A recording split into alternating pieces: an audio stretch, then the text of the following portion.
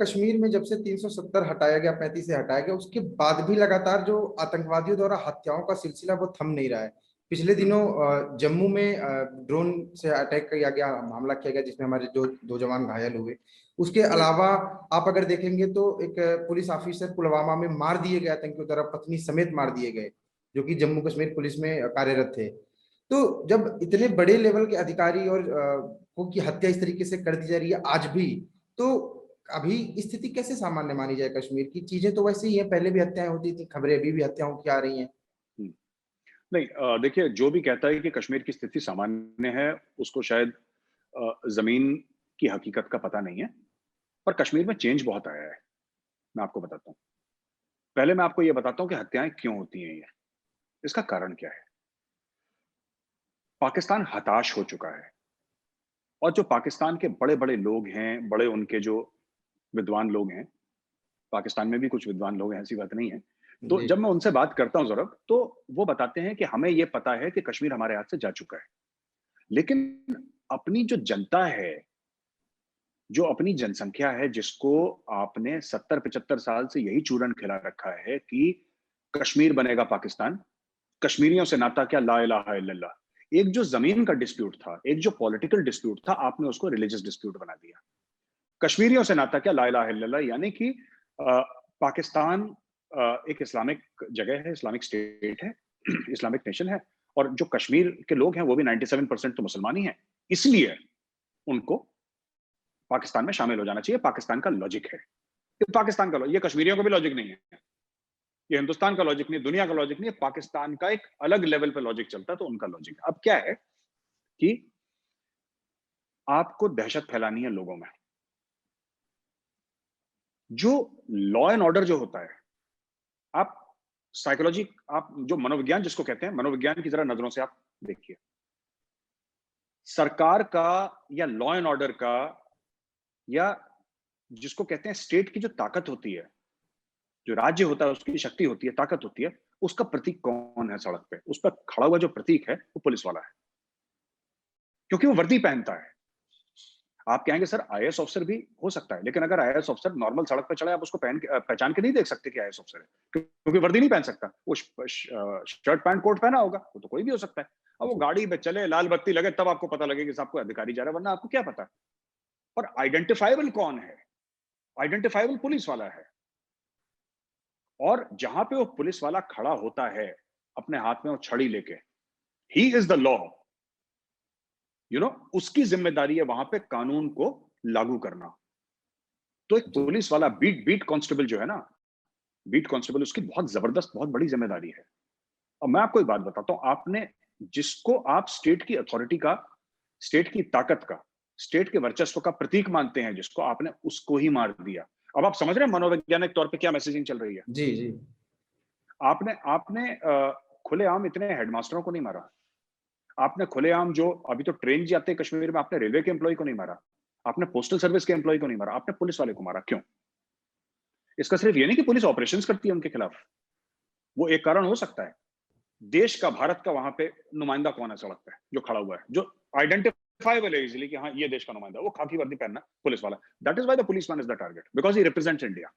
आप समझ रहे हैं? जी। अब उन्होंने क्या करा कि उसकी बीवी और बच्चे को भी मारा। आप समझ रहे हैं? एक देखिए, एक हम लोग कहते हैं, एक बातचीत की तौर है, ऐसा कुछ होता नहीं है, बट कहते हैं कि एक अंडरस्टैंडिंग होती है। दिल्ली में भी है, बंबई में भी है, जहां पे माफिया होते हैं ना, बड़े बड़े बड़े, आपने सुना होगा, बंबई में फिल्मों में देखते हैं, भाई लोग कहते हैं जो बंबई की भाषा में। जी। और ये सब पुलिस और इनमें हर समय करार रहा है, एक अंडरस्टैंडिंग रही है।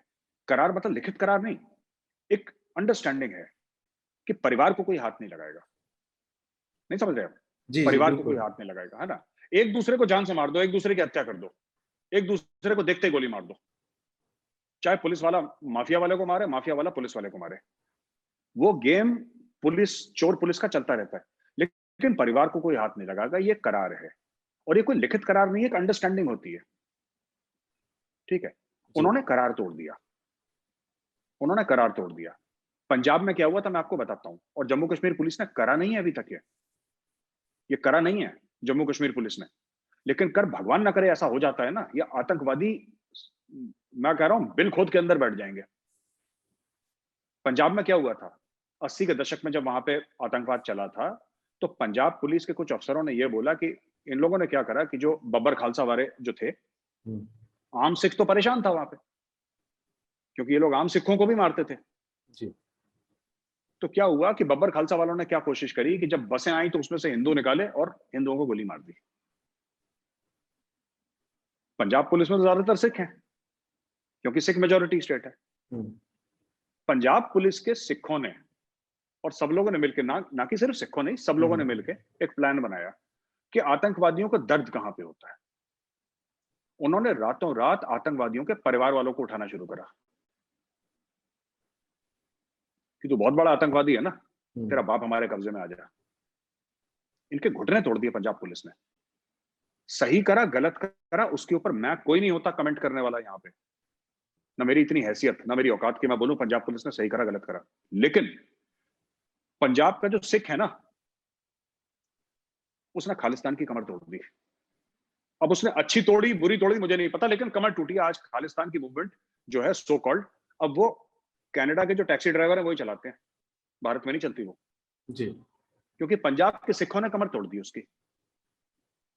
अभी तक कोई आतंकवादी के परिवार को जाके सिर्फ रिक्वेस्ट करते थे हाथ जोड़ के कि अपने बेटे को बोलो हथियार छोड़ दे, अपने बेटे से फोन पे बात करो, हथियार छोड़ दे, हम चाहते नहीं उसको मारना।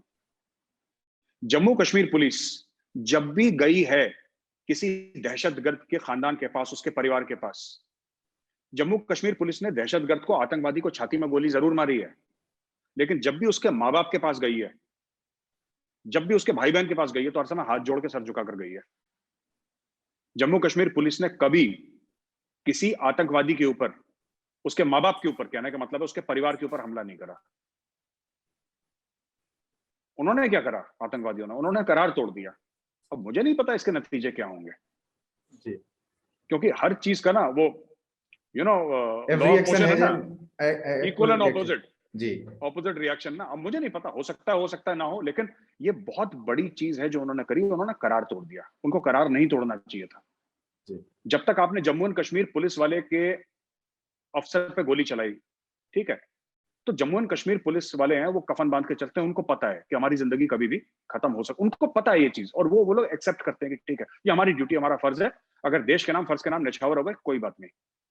पर आपने अगर बीवी और उसकी बेटी पे हाथ लगाया और आपने उनकी बीवी और बेटी की हत्या करी है, या बेटी क्रिटिकल है, या बीवी को आपने जान से मार दिया उसकी, तो फिर आपने उसके घर पे अटैक करा है।